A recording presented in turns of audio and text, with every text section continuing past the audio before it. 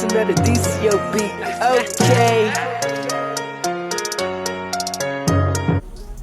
Alright, check it out. What it do, YouTube? It's your boy Mickey Straps, and we back again with another video.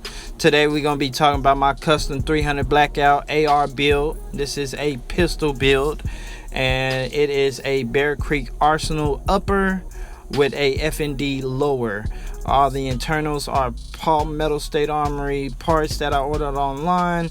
Had them shipped straight to my door. We do have a tactical brace on there, and we just gonna take a couple shots, make sure everything functions properly, and hopefully make some more videos with this thing. Let's check it out.